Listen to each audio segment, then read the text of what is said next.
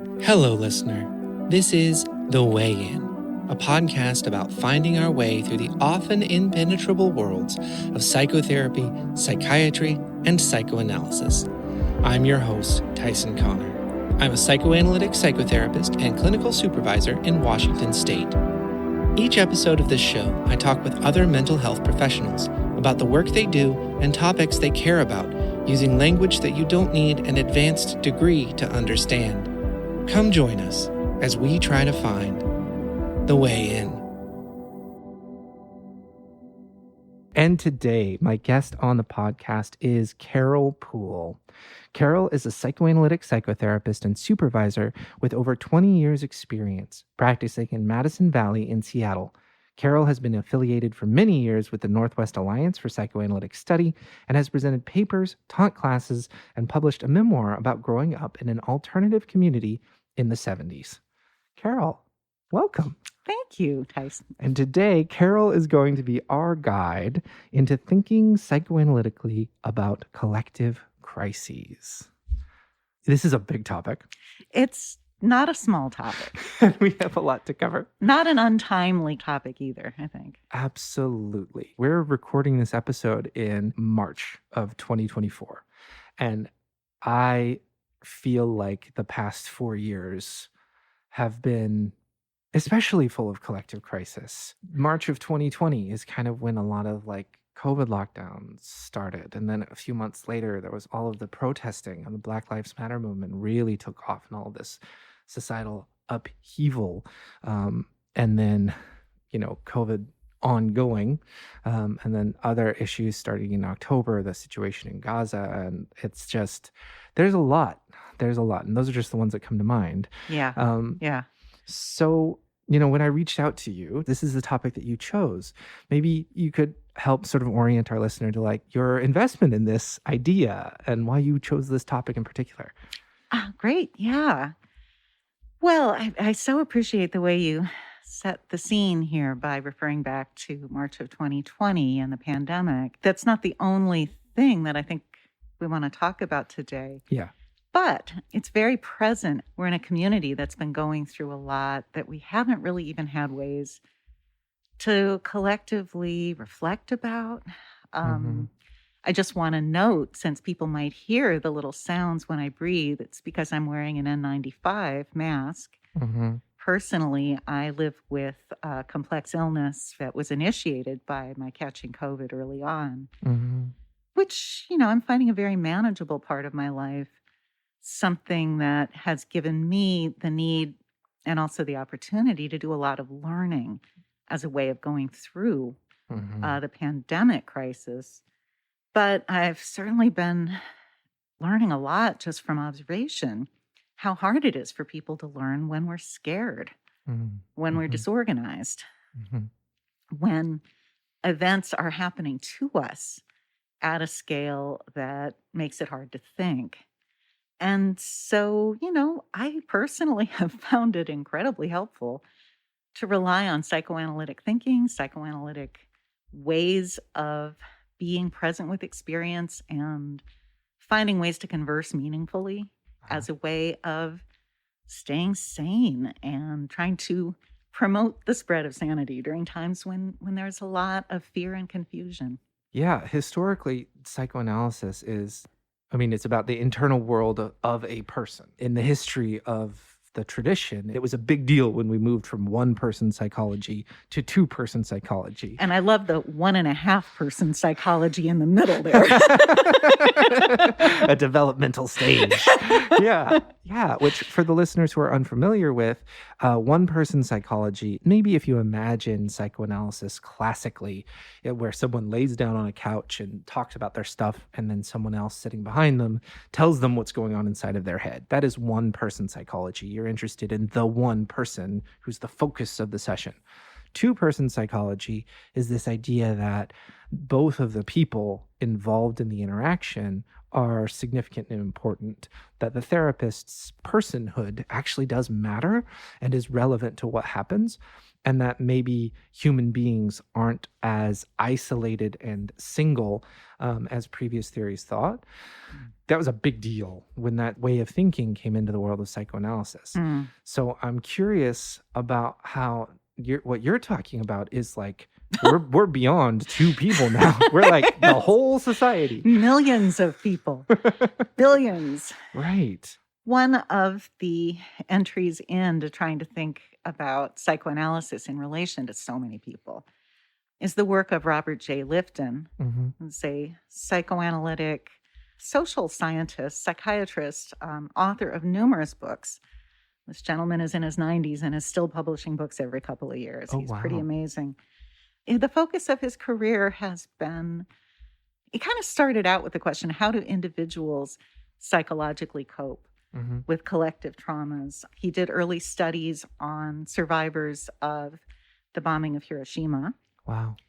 And also of survivors of so-called thought reform programs in China. Interesting. And he also did a study on doctors who went to work at Auschwitz during World War II, looking at how people who saw themselves as nice people, good family men, how they could adapt to working in such a malignant environment after initially many of them finding it disturbing.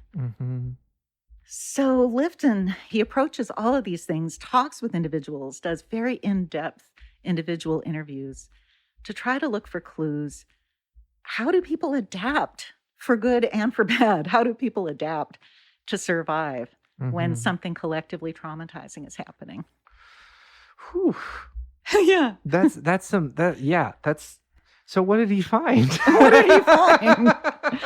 He found a lot. And I will say, I'm in a study group that I'm so grateful for. We've read a lot of his work. In the last few years, his findings really hold up, I think, over time. I think it speaks to the quality of the research that he did, the quality of the thinking he put into it. One of his findings is he sees people as protean, meaning changeable.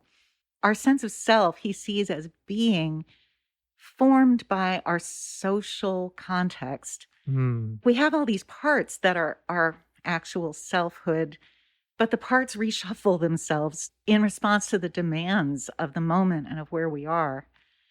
So an example of a sort of disturbing or even malignant way of being protean is those doctors he mentioned at Auschwitz.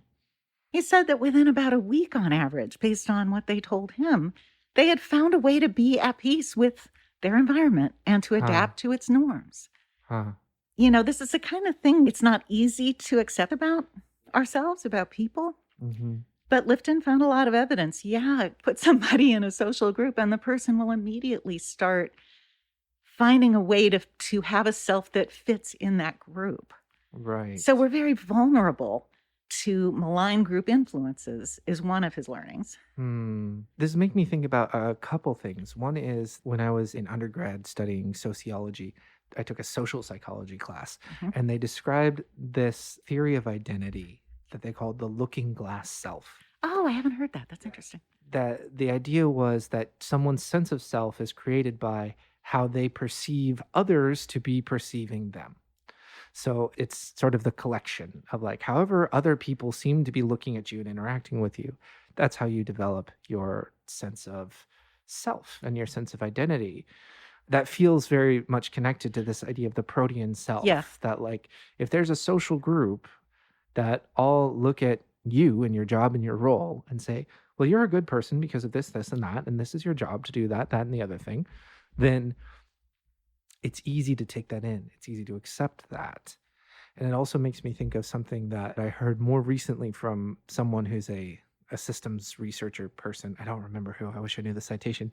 But they said that when thinking about how people function, it might make more sense to think about humans as not as like individual actors, but as nodes within a network. Oh, yeah. That when it comes to group dynamics, we aren't really rational self-actors. We're participants in a system that tend to serve our function and adjust ourselves to fit the movement and shape of the system. I think that's very much the kind of force that I think Lifton was talking about. I think he also had a sense that that kind of adaptation, it's also one way of dealing with the pain of feeling guilt, experiencing moral injury. These are extremely painful experiences to stay present to. Yeah. If you imagine what it would take to be a good person and be a doctor at Auschwitz, Right. you would be in a lot of agony. And I think the protean adaptation is also a way to just feel better about yourself.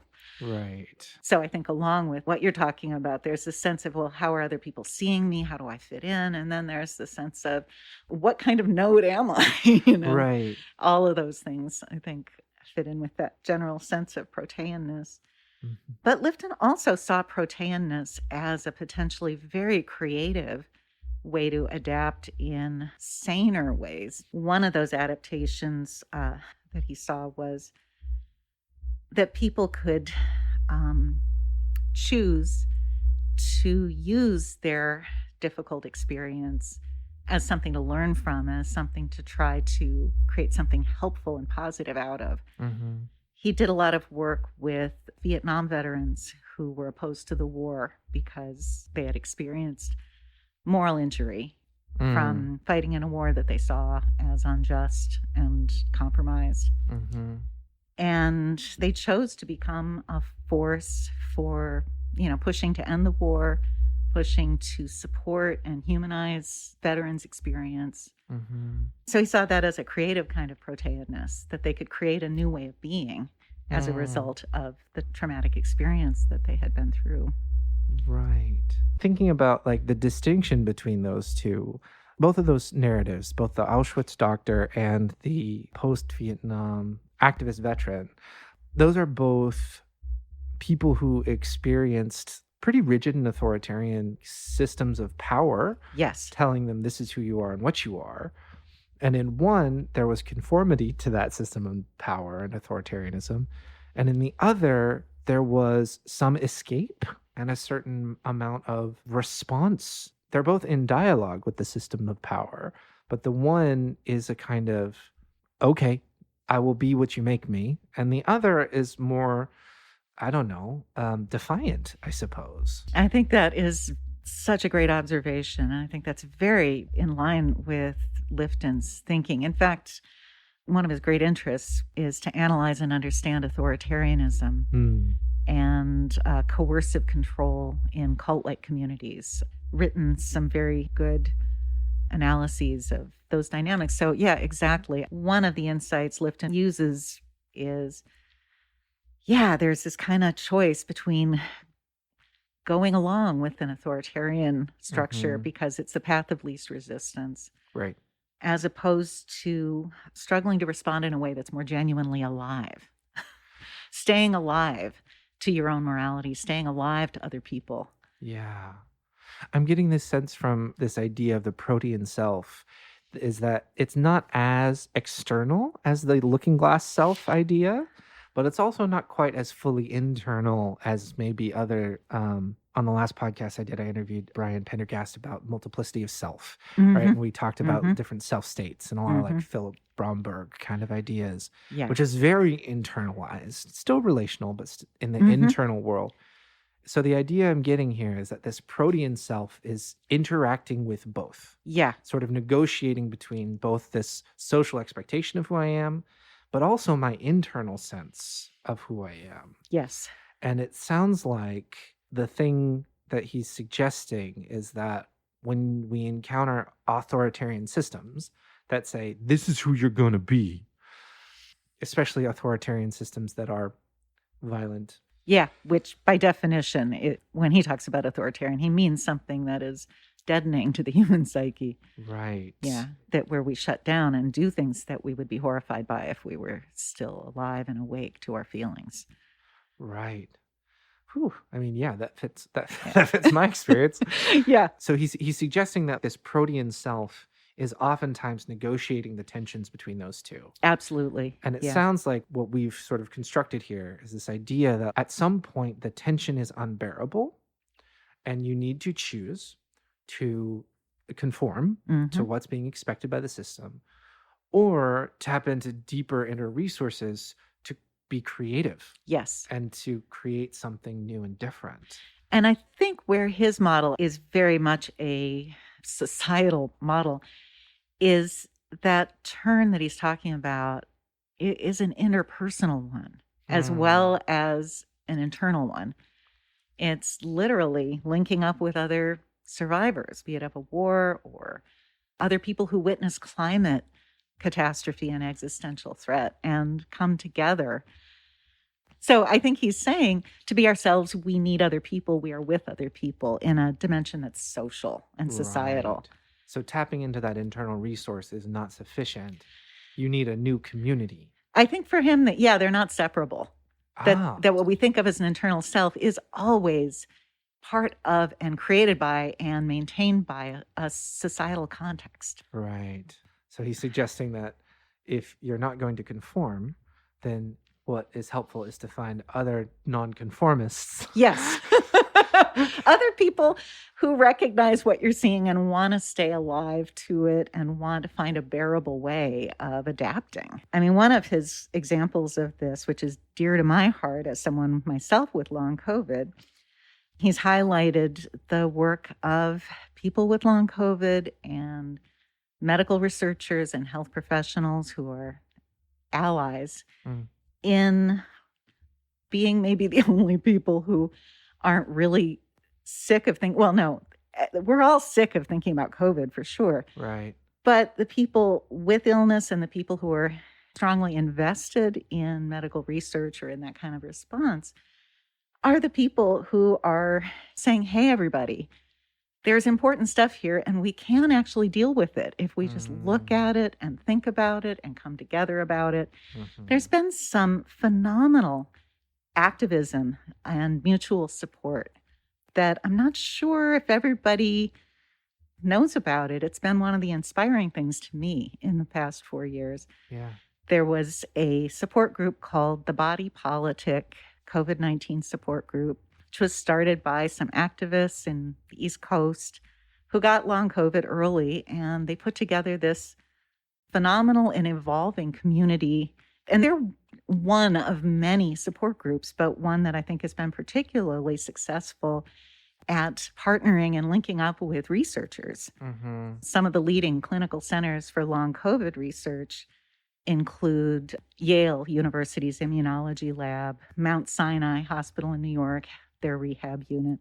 There's a consortium of institutions of that kind of level who have also collaborated with this patient-led advocacy community. So it's really cool. I mean, I came of age in the 80s when HIV/AIDS was a crisis that then led to a lot of community building and a lot of research. It's been exciting to see that happening already around COVID. I'm sad that it doesn't seem to be more widely understood. Yeah, my brain's on fire about this. So for the full transparency, for the listener's sake, when I first reached out to you, I suggested we can talk about whatever you want to talk about, but from your posts on the Alliance listserv and some other things I've seen around, I knew that COVID and long COVID was something you were passionate about and cared about. And I said, we could do an episode on that. And what your response was, maybe let's do something a little more broad, in part because it seems like things that are about COVID don't get a lot of engagement. Yep. People don't want to think about it. Yep. That's been my experience so far. Yep. And then after that, I hosted a gathering for friends and friends of friends. It was meant to be a place to meet strangers. That was the function of it. And certain people couldn't come. And so I said, let's write notes to the people who couldn't come. And I put out these little brown paper bags. And I wrote on the bags people's reasons for not being able to come. Someone had a birthday. Someone had, the week was really hard. Someone else was wedding dress shopping. Others were traveling. One couple got COVID. And so I wrote that on the bag, got COVID. And after the event, no one had written a note for the COVID couple. Oh. Every other bag had at least one note in it. Yeah. But no one wrote for the people who got COVID. Oh. And wow. It was very shortly after our conversation. And I remember when you sent me that email saying, like, people don't want to think about this. I was like, Oh, really? I haven't noticed that. But I didn't have to notice it. Part of what I'm thinking Yeah. about hearing you describe is like the world is full of so many crises. A lot of times people who are sensitive Mm, will feel like I can't pay attention to all of it at once, right. which is fair. That is Yes. valid, I think. Yeah. I think if we constantly walked around fully aware of everything that deserved our attention, please hear the air quotes there, listener, then I don't know how mentally well we would be. I agree. And there are some things that some people don't have the option to ignore. In the absence of an authoritarian pressure, there's still the pressure of the path of least resistance. And the path of Very. least resistance for me is to not have to think about COVID. Yeah. It's to not have to put the mask on or wonder Yep. who's going to be. Yep. But for folks in your position who are dealing with long-term effects of this virus, or other folks I know of who are extra susceptible for a whole host of health reasons, not thinking about it anymore isn't a luxury. Mm-hmm. And part of what I'm hearing you say is using these identity models that Lifton's proposed, there is hope here. Yes, there's the reality that people can conform to the path of least resistance and disconnect from a compassionate, caring, moral part of themselves. Mm-hmm. And for those who, for whatever reason, don't want to, or that's not an option, or if the tension is too high, communities develop where there's a lot of room for creativity and a lot of room for activity that is good for the world. Yes. Yeah. Yeah. And that story just breaks my heart, but that is exactly, it's been surprising to me and then just instructive, which is one of the core practices in psychoanalytic therapy generally for me is first you register the experience and then you think about it. Right. Know? Yes. And so it's like, oh, I'm surprised to see people reacting by being so COVID avoidant that it can actually be hurtful. Like you don't send a note to your friends. Right.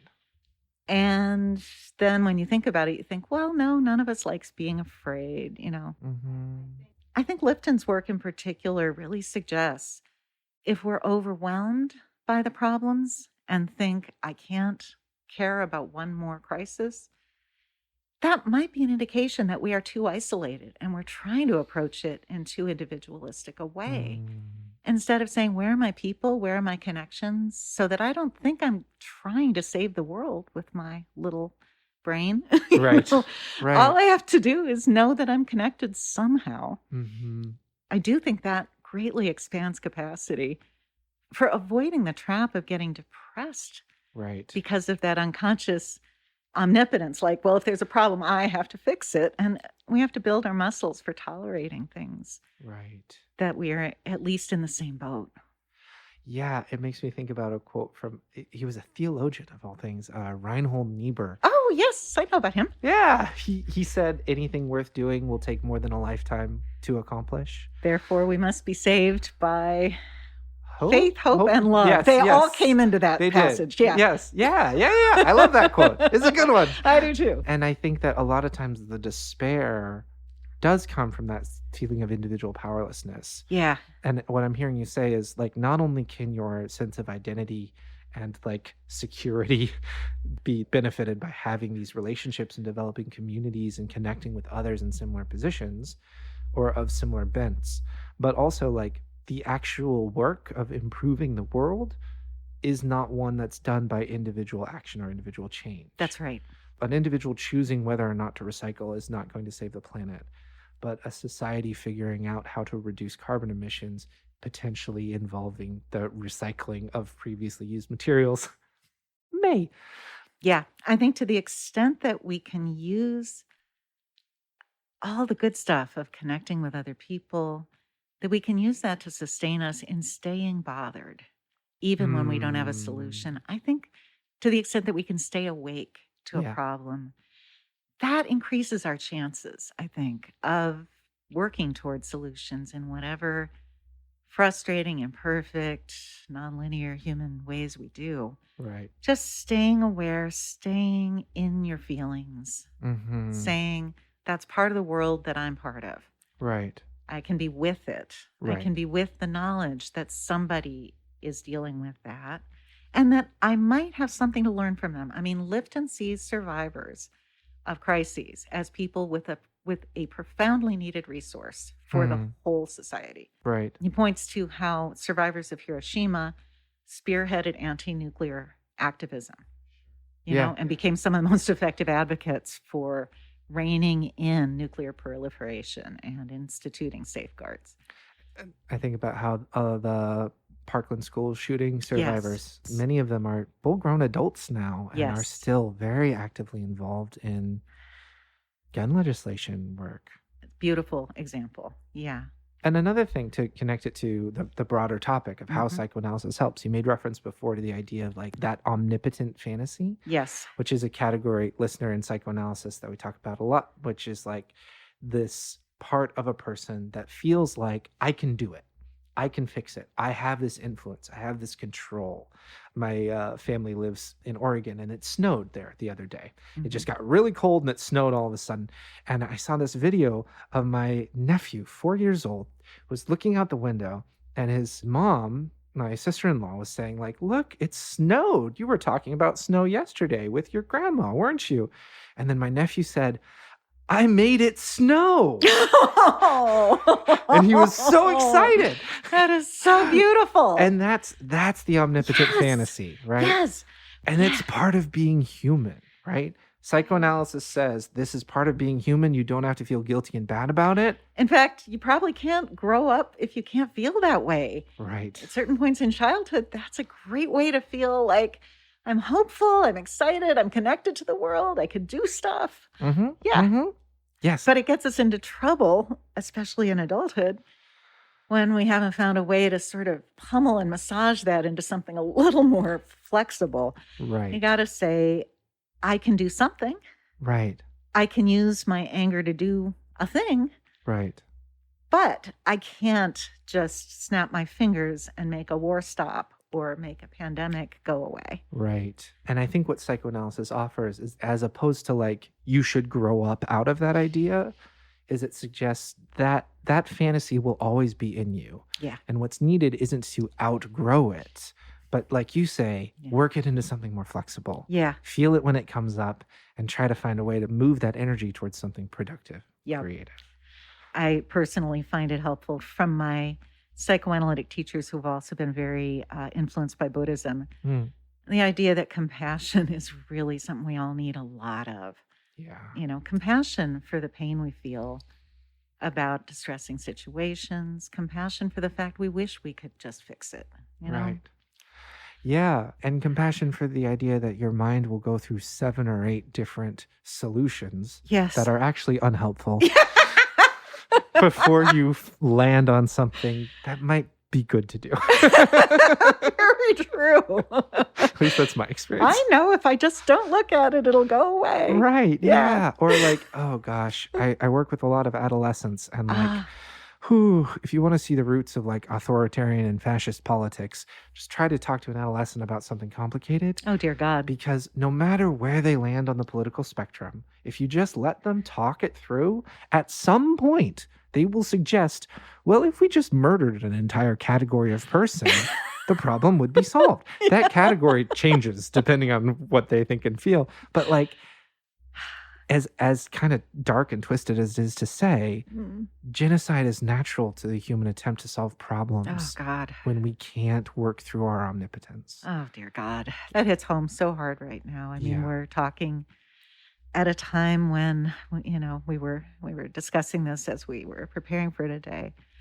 Just the sheer amount of agony that's going on in Gaza and in Israel, and how it's hard when the degree of crisis is so acute and there's so much suffering that room for thinking and conversing just breaks down. Yeah. Yeah. Which kind of brings me to another psychoanalytic theorist whose work has been very helpful to me these last few years, which is Wilfred Bion, who was very interested in groups. Some of his major work was on the unconscious functioning of groups. But he's primarily known as a psychoanalyst who worked with individuals. He was of that generation of British analysts. he was Anglo-Indian. His parents were British people living in India when it was still a British colony. I didn't know that. Yeah, he wrote a lovely memoir about his childhood through early adulthood called The Long Weekend. Highly recommend it. Cool. In his memoir writing, he is so fluid and articulate, and in his theory writing, I don't dare venture into trying to read Bion without really good company to help me untangle it. He's very formal, and he's trying to come up with something almost like a mathematical notation for this stuff, and it's very dense reading. Yeah. I think I've only ever tried to read one thing by Bion, and it was in grad school. And then I've just listened to people talk about him a lot since then. Okay, yes, there's a lot of good commentary. Yeah. I got to be in a study group for several years that was led by Jeff Eaton, who is one of the people with a strong affinity for Bion in our community. Found that very helpful. He wrote a whole book about Bion, didn't he? He did. Essays After Bion. Yeah. Fruitful Harvest. Yeah. Bion was of this generation of British people, grew up during the Edwardian period, went to fight in World War I, like at the age of 19. Experienced collective trauma in that war that for England, among other countries, but England particularly had a devastating experience of losing a generation. Their losses were so high. Yeah. Bion survived, but as he put it, I don't think he gave himself any particular credit for being one of the people who happened to live. Right. But he did get very, very interested in thinking, how do we think well when we are terrified? This feels important. That idea of like he survived, but he didn't give himself any credit. I feel like that's part of the collective crisis experience. Like you got COVID early, it hit you hard, you're dealing with long COVID. Yep. I got COVID later. And to my knowledge, I haven't suffered any long-term impacts. High five. Yeah, it's great, right? And also, there is no good reason for that. Yeah. Right? Yes. Like, what movie was it that I saw, a World War I movie, where like you just hung out in the trench and like sometimes a bomb went off and the person next to you was dead when they were alive a few seconds ago. And there was no way to predict it and no way to avoid it. And it didn't make sense. It just happened. Yes. And it feels like COVID is like that. Warfare is like that. Thank you. So many things, it just happens. And we want to say, well, if I was strong enough, if I was brave enough, if I was smart enough. Most myth and most stories that we tell, most action movies are built around the idea that if you are exceptional enough, then the crisis will not hit you, or rather you will survive it and overcome it. And I think part of the experience of collective crisis is the shattering of that idea. That like, it just happens. And then you have to deal with it. I'm so grateful that you are saying this, Tyson. That is beautifully said, and it's very true. One of the last public events I went to without an N95 on my face was when the psychoanalyst Donna Orange came to Seattle in the fall of 2019. So right before COVID, as it turned out. And I remember one of the things she said was, people really don't like to be reminded how much all of our joys and hopes depend on things outside our control. Yeah. She was so right. Wow. Yeah. Gosh. That's what you're talking about. It's very hard for us when we can't fall back on, some kind of nice, benignly magical belief. Yep. I'm safe because I'm a good person. I'm safe because these things always follow some logic that I can predict. Yeah. And you're right. When something really isn't predictable, it's scary. And that makes it hard to breathe and think and communicate thoughtfully. And, So how did Bion do it? I mean, what I love about his work is how he was really trying to figure out what are the mechanisms. I mean, mechanism is a little mechanistic as a metaphor. We are alive. Yes, knew that we're alive. Yes. So he didn't say mechanism. But the image I have, he didn't use this image, but the image I have about Bion's fundamental model of how we make meaning, how we make sanity, Mm-hmm. He thought the world is always potentially traumatizing because it's always too much. Yeah. So we need psychological resources in order to create sanity. Right. And I picture it as like the warp and weft of a loom. Okay. Because there's a two-dimensional oscillation. One dimension he was actually taking from Melanie Klein's theories, what she called, forgive me for the jargon, folks, paranoid schizoid mode yes. versus depressive mode, Mm-hmm. or as Thomas Ogden says, depressive historical. Oh. Basically, to translate this, Uh-huh. oscillating between sharp, crisp, urgent clarity. This is bad. This is good. Uh-huh. Uh-huh. That is not me. That is a bad thing and it is out there. Yeah, yeah. Which is the paranoid schizoid, which means paranoid just means projecting something outward. Schizoid means splitting. Right. Versus the depressive mode where you're saying, oh God, I did a hurtful thing. I need to find a way to repair that because I've damaged something that I actually care about. Right. Bion thought we need both of these modes. Absolutely. Yeah. Health is a matter of oscillating back and forth. Gotcha. That is evil. And oh crap, I did it too. How do I live with myself? Yeah. While still maintaining clarity. So one kind of oscillation is between those two modes. I'm thinking about how in the world that I came up in, theoretically, right? Yeah. There was a lot of times people would talk specifically about splitting, right? There was this idea that like that paranoid schizoid splitting sense of clarity, all good, all bad, was like the wrong way to function, was sort of how it was talked about. And then that sort of depressive, like, oh, I'm complicit, that sort of vague, floaty, like, things are kind of all over the place and weird. That was like the right way. That was like the healthier way to be. Is sort of the vibe that came across. I know the vibe you're talking about, which is funny because it's actually a form of splitting. Yes, it is. It is. It is. And kind of like we were talking before about the omnipotent fantasy, right? Yeah. It's not about getting out of a certain way of thinking and finding a better one. It's about working with those ways of thinking in a way that will be somehow good for yourself and the world. Yeah. I don't want to move away from this image of a loom. For the listeners, if you're not familiar, a loom is the thing that people use to weave. It's a big old structure, and it usually has a bunch of strings going vertically and a bunch of other strings going horizontally. And what you do is you loop those strings around one another, and then there's different pieces that I don't know exactly how they work. Basically, you are moving things in one direction and then in the other. There's a horizontal movement and a vertical movement, and it's the oscillation between those that allows the weaving to actually happen. Mm-hmm. Yeah. And in Bion's theory, it's the oscillation between these two modes of working with things, between the sharp clarity of paranoid schizoid modes and the integrative maturity that comes through the depressive mode. Right. If we're able to oscillate, it's a creative process where one leads into the other. Right. And that's good. That's how we make meaning. Yeah. The other dimension is between people. Although for Bion, it could be a dynamic you internalize and you do within yourself, but it's also an experience that happens between people and that we need to experience with other people. He called it container contained.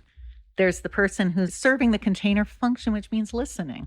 And the other person is sharing something meaningful that needs to be held by more than one person in order for it to have room to expand and to work with it, Yeah.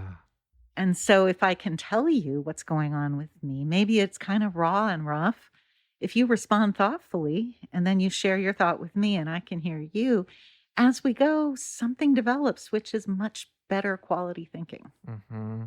So again, this turn towards needing, it's an interpersonal need. It's a communal need. It's a community need. Yes. It's a thing that a person can't do on their own. Yes. I think when you think about the intensity of experience we're talking about and what it's like to be afraid, yeah, it's too much to try to do all within yourself. It really helps to experience the kind of safety with other people that allows meaningful talking and communicating and sharing of experience. Yeah.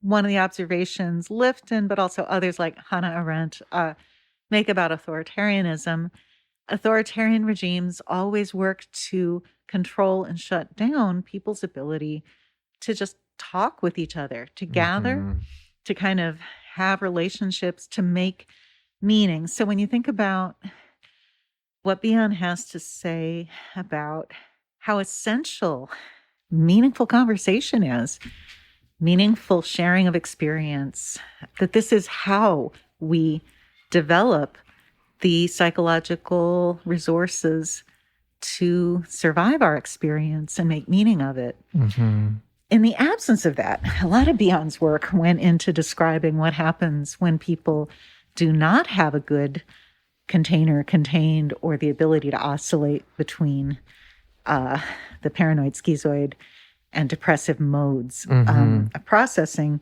When we don't have those resources, we fall into, reactivity, basically. Yeah. Where we can't move between, so we get stuck in one. We get stuck in one. We start to do all kinds of odd things.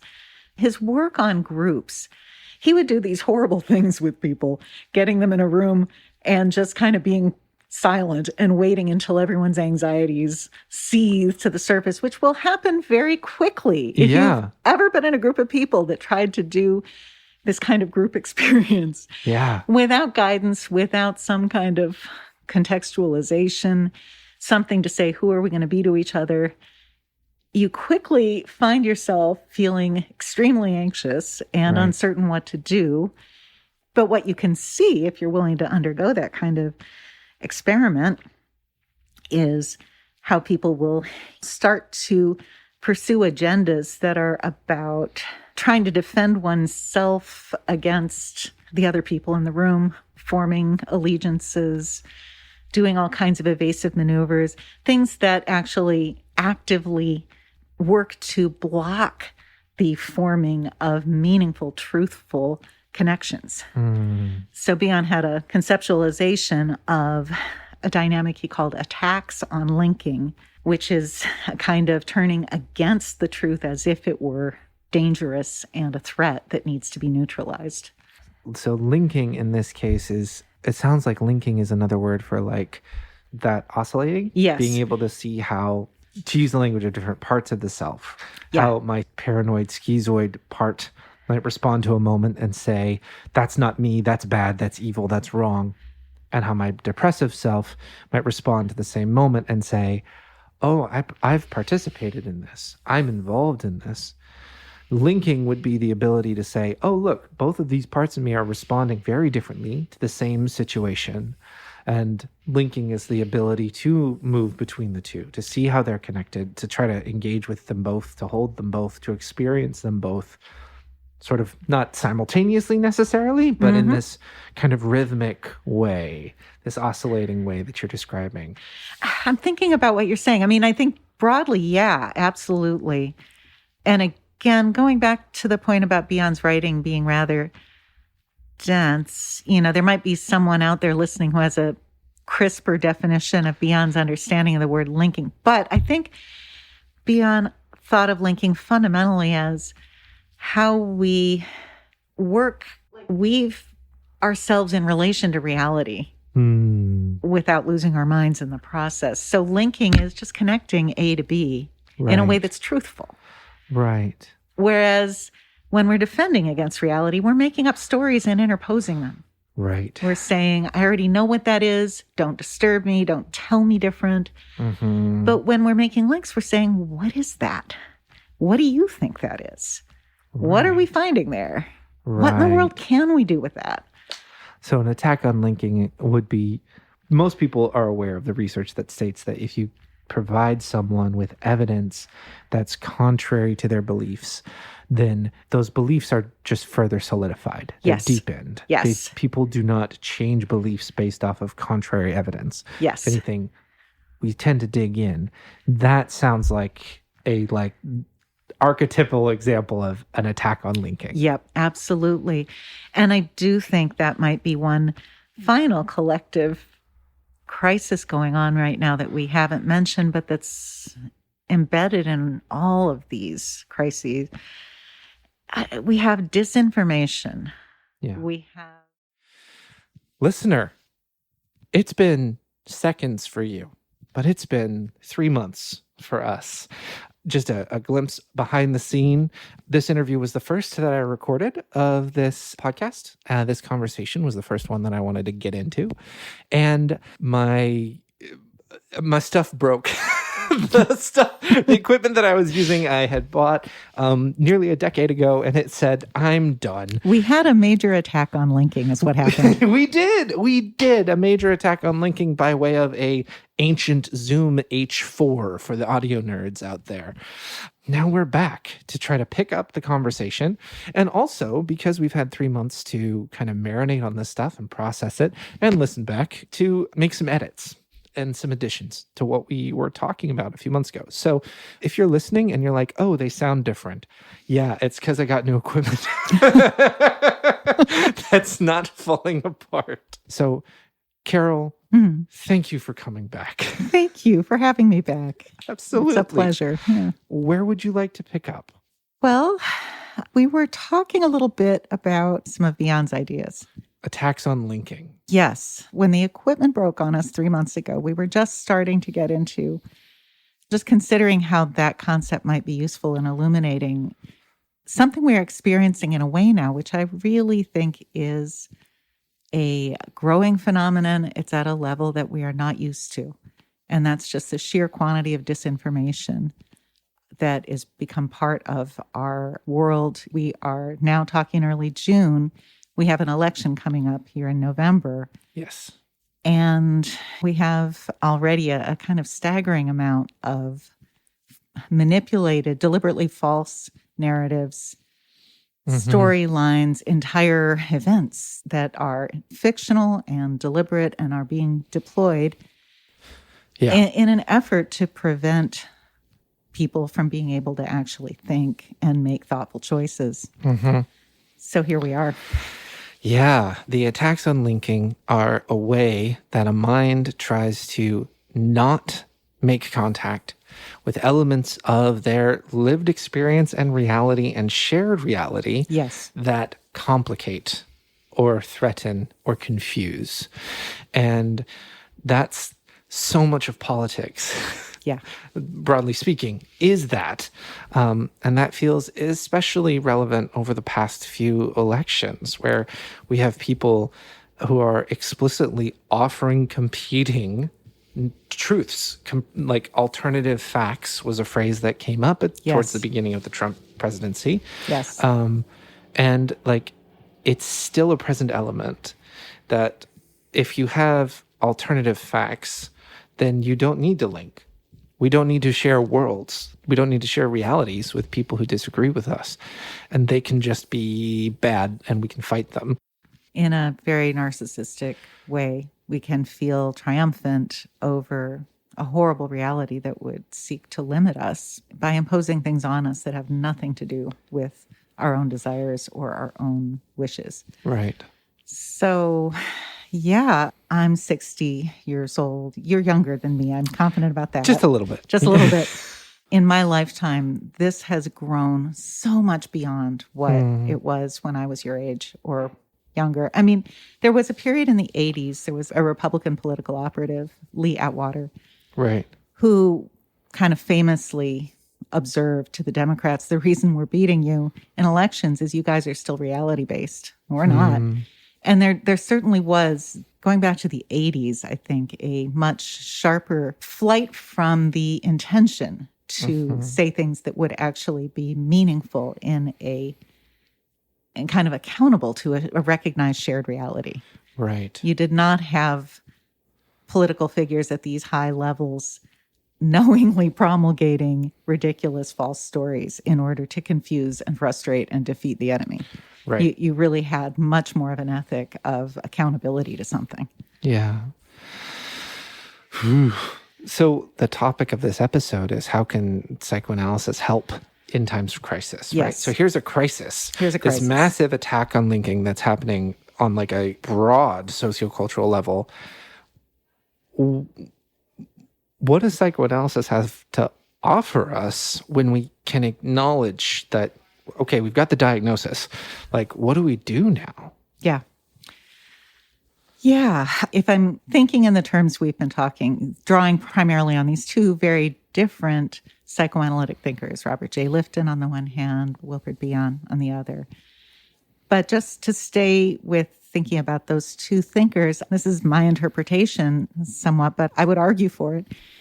I think both of their work would point to, we need to go on having meaningful conversations with people we know about things we both can see from our own experience. Mm-hmm. We need to find ways to check the reactions that come out of our own omnipotence. We have to keep grounding ourselves in a reality. Right. That we're part of this large world and we have a lot of company here. Mm-hmm. Mm-hmm. We don't have to see around the problems. We don't have to know how to solve them. Right. We just have to breathe and stay present and stay alive and hold on to our capacity to feel grief and to feel joy and to have hopes that are based in reality. Yeah. And we have to look for ways to feed those. That's what I think. Yeah, that makes a lot of sense to me. A lot of the troubles that can be identified seem to be built in this protective, narcissistic, omnipotent defense of like, well, if you know someone who needs to have an opinion on every element of politics, right?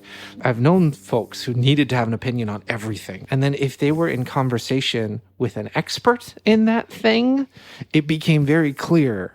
COVID's a great example. Oh, geez, I knew some folks who had some very severe opinions on what to do about COVID and COVID safety and COVID like protocols, especially in the early days, right? Yes. You know, like June 2020, there were some people with some very strong opinions.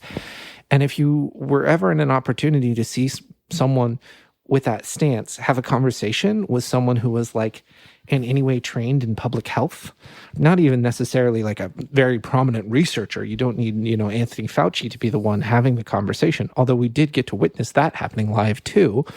But very quickly you saw, these simple solutions that are being offered, they only really make sense within a particular mind that needs to be able to control and have an answer to everything. Yes. I became very suspicious of answers that seemed to give a person a certain kind of emotional charge. Right. The reality-based people, the public health workers, the healthcare workers in the hospitals, they're tired. They're not elated. The people who were elated were the people who were coming up with stuff. I don't know if you were familiar with the specific disinformation element that gave us ivermectin. No. So there were these fairly obscure journal articles that seemed to show incredible promise for this obscure anti-parasitic medication called ivermectin. It's inexpensive. It's probably not even patented anymore. And these studies were like, this is amazingly effective against COVID. Well, then a little digging and a little looking at the data in those studies showed it was obviously fraudulent. It was obviously fake. Mm-hmm. They would repeat data sets, numerous times within the same article just to create bigger numbers. Right. This is crazy. It seems like science fiction to say it, but we do actually know that there were government-funded disinformation campaigns to try to make us less effective at dealing with this crisis, and it's hard to believe that this kind of thing really goes on in the world, but it does because these studies were faked. And it did a beautiful job of splitting people because there were so many people who became so attached to the ivermectin story. Right. That they couldn't be moved, even by empirical evidence, even by actual human beings who would take it, and it would just make them feel kind of crummy. Yeah. Part of what I think you're suggesting in this is that simple stories with a clearly delineating thread of beginning, middle, and end make us feel very secure. Especially when the main point of the story is that I am the omnipotent hero. Right. You know the answer. You know the thing. I know the thing, or I'm clearly separate from the problem. I'm above it. Right. It's not, I'm not involved in this. I'm not involved in anything I don't want to be. Yeah. These kinds of narratives appeal to some very basic defenses that exist in everybody. Yes. And to get back to the image of the loom, individual threads do not a full image make. Yes. They need to be interacting with other threads going in opposite directions. Yeah. There are some very simple stories that can be told that are true enough to give you an accurate image of a very complicated thing.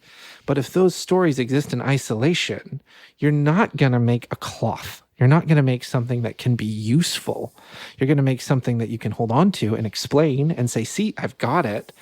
But really engaging with this stuff means being able to have our like simple stories that let us know what's right and what's wrong, while also being able to access our confused and open and uncertain parts of ourselves that say like, maybe I'm involved in this too.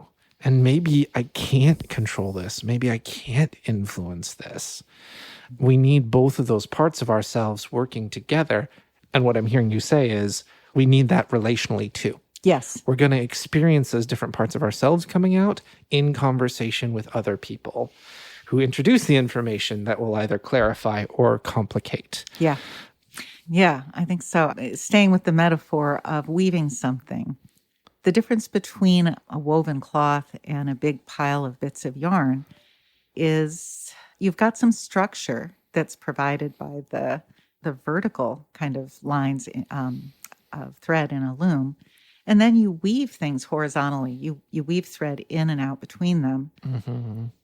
Between people, things are changed as we shift it back and forth. There's a very different feel, very different valence to a whole conversation. If we're actually having a conversation, what we're talking about changes or takes form or gains layers. I don't know what you're going to make of it. Mm-hmm. You're going to tell me or show me what you're making of it. I don't know what I will then think or be moved to. Mm-hmm. It's very different from a process where someone is saying, okay, here's the fact. We're going to protect the fact against reality. I'm going to make you repeat the fact to me. That's the much more autocratic, authoritarian substitute for conversations. And that's really, I think, what an attack on linking is about. Yeah. When you're in the grip of that kind of authoritarian desire, it's to get away from reality. Right. To protect the thing you think you know, right. from being muddied and changed and clarified.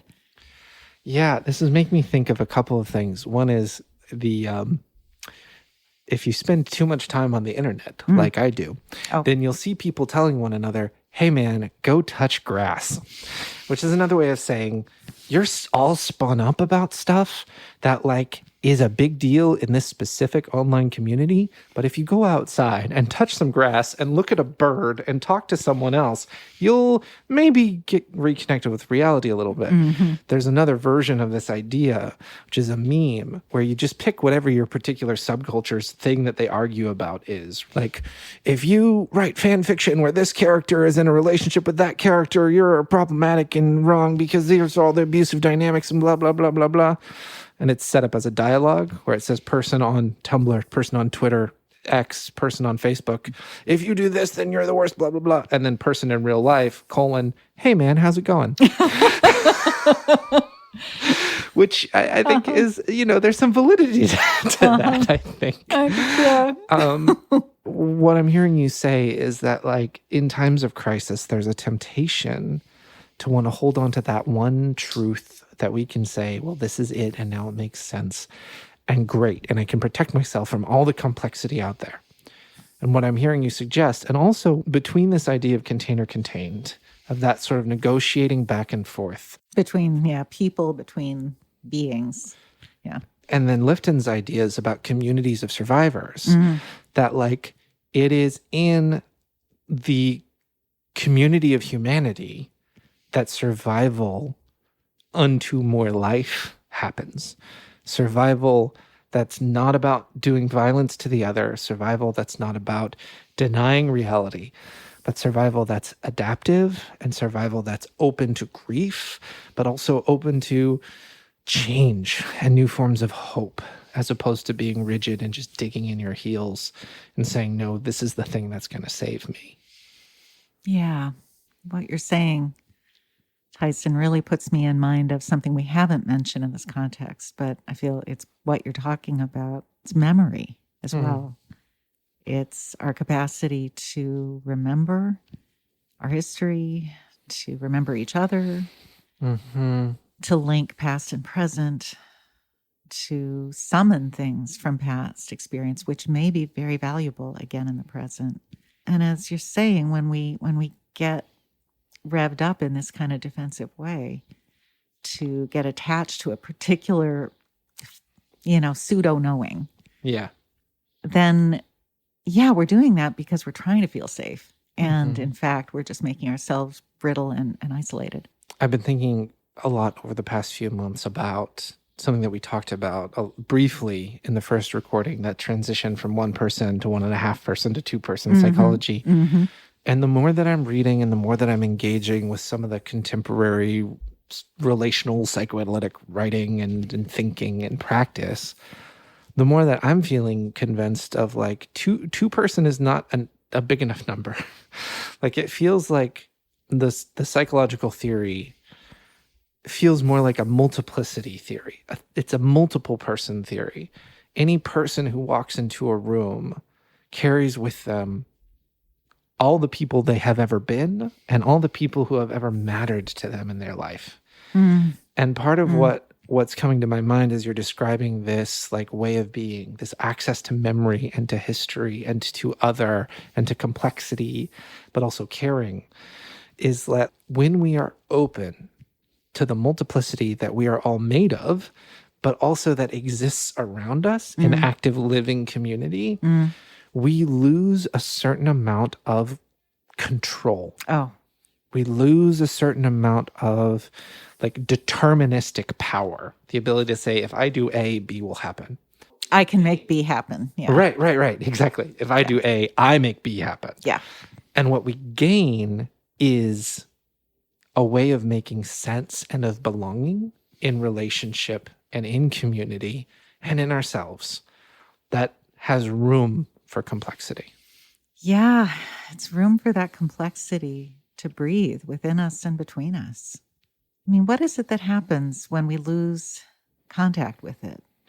It can be suppressed. I mean, I think that's what a lot of this coercive pseudo communication is aimed for. It's to shut down that complexity you're talking about, that awareness of not being in control as just a condition. Yeah. We can't really connect with each other when we are needing to believe we're in control. Yep. Whew. Yep. There's hope in this. I think so. But it's the hope of an open field. It's potential, but it needs to be worked. It needs to be lived in, which I find very hopeful, but I'm also aware that like there are no next steps to this except to be open to whatever might come next and whoever might come next. I feel like in these past few years when I feel concerned about the future, I find it really helpful to just try to draw on a deeper and wider base of historical memory. And I really have been very encouraged by some works, artistic works, and also just actions by Indigenous communities who are consciously drawing on millennia of cultural memory and practice and learning. I also happen to have through family, I have a connection. My sister's been involved for the past 20 years in a kind of collaborative, decolonizing collaboration with a Maasai community in Kenya. My sister's a professor. Wow. At a college in Arizona, and she takes students over there and they help the community out with projects that the community identifies, like researching legal title to lands that were expropriated under the British colonial rule. Wow. It's a very interesting, immersive kind of work that I get to learn about just because my sister is doing it. But one of her Maasai colleagues was sharing a perspective with her when she was expressing concern about some action that had taken a downturn. And they said, yeah, well, our kids will go to college. Some of them will become lawyers. They will take this to court, and we will win eventually.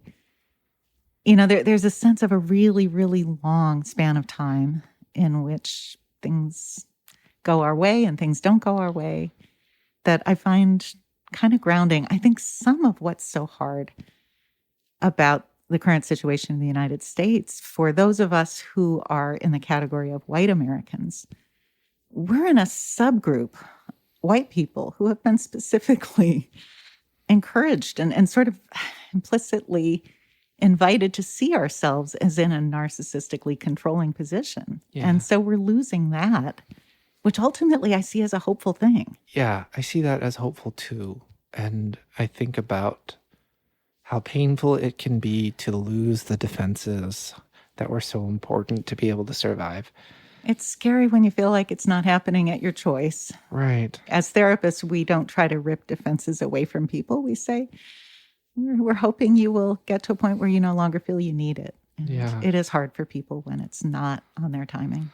Yeah. And I'll be very curious to see how culturally we respond to all of this. Because that time scale, the projects that we are up to take multiple lifetimes to complete, right? In reference to that neighbor quote. Nothing worth doing will be done in our lifetime. Right. There's a hopefulness to it. And that hope is accessible when you can also bear the loss of the narcissistic omnipotent fantasy that my power and cleverness will mean I can solve anything. Yeah. When you lose that kind of omnipotence fantasy, it's really scary, but I think it's particularly scary in the lead up to it. People who actually undergo loss and find ways to stay connected to themselves and other people are really good company. And I think there's something you get to turn toward that's better than what you lost. Yeah.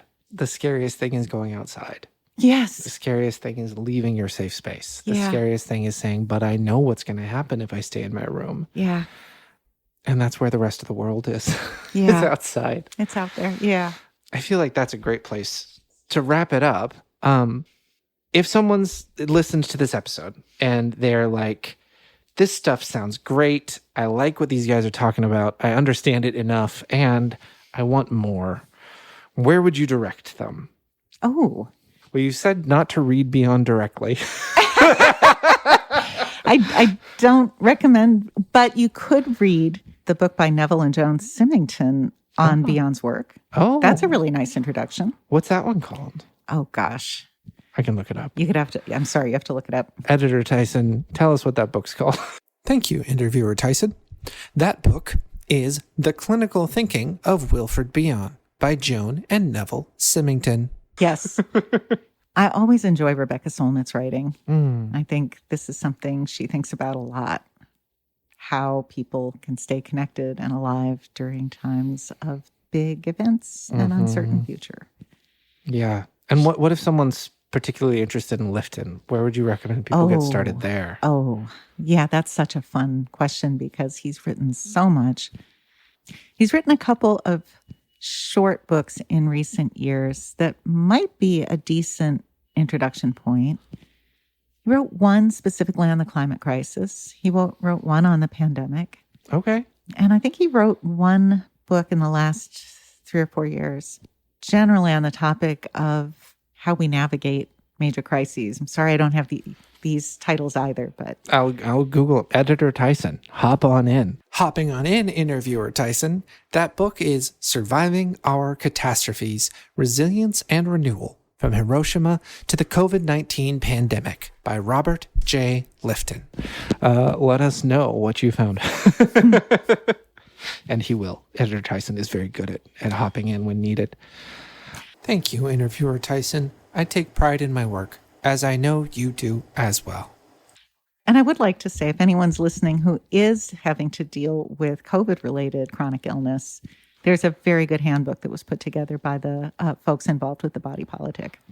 This is a handbook that's got information about treatment centers, support sources, Great. scientific information about what medical research has shown. So there's a lot of really good stuff in there. Great. Editor Tyson will have all that stuff for you, listener. Editor Tyson here, in the unfortunate position of needing to correct interviewer Tyson. I do not have that information for you verbally. However, you can find it in the show notes. Okay, Carol, thank you so much for coming back, for coming on the show in the first place, for being my first interview of this new project.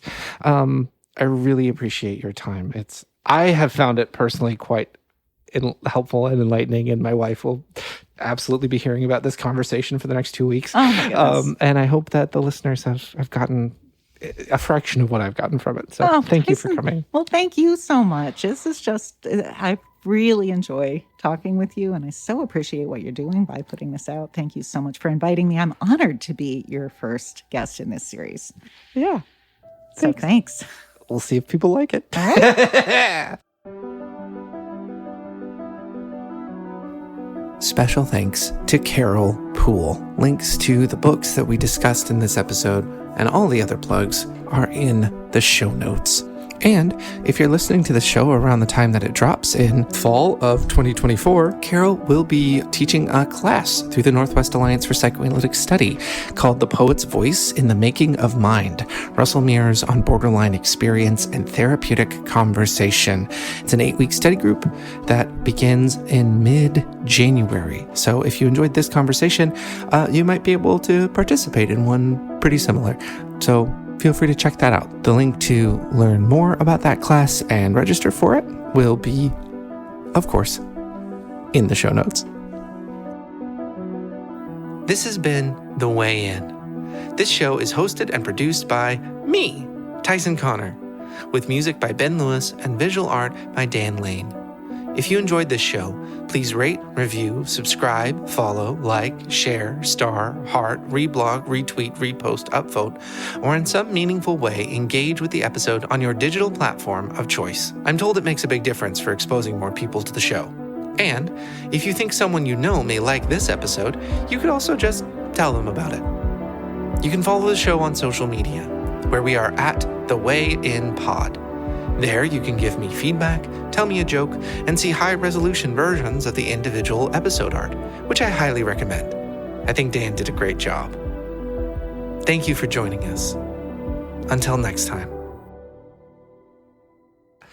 And we did it. Yay! It's done. We're done. Ta-da. I'm going to make irresponsible noises now. Ba, ba, ba, ba.